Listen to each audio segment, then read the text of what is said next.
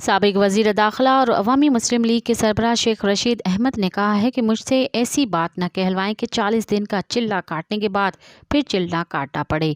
عدالت کے باہر میڈیا سے گفتگو کرتے ہوئے انہوں نے کہا کہ سابق وزیر اعظم نواز شریف کو ریلیف ہی ریلیف ہے، انہیں لمبا ریلیف ملے گا۔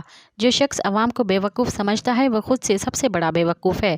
شیخ رشید کا کہنا تھا کہ میں نے کسی کو کسی کے ہاتھ کوئی پیغام نہیں بھیجا، 10 دسمبر سے الیکشن مہم شروع کروں گا۔ چلہ کاٹنے کے بعد میرا نام 9 مئی کے مقدمات میں ڈالا گیا ہے۔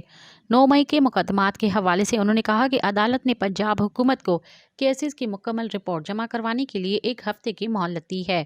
9 مئی کے واقعات میں کسی مظاہرے میں شریک نہیں تھا۔ مزید خبرن ऐं तफ़सीलात लाइ विज़िट कयो असांजी वेबसाइट www.awamiNewsHD.com ऐं ॾिसंदा रहो अवामी न्यूज़ HD।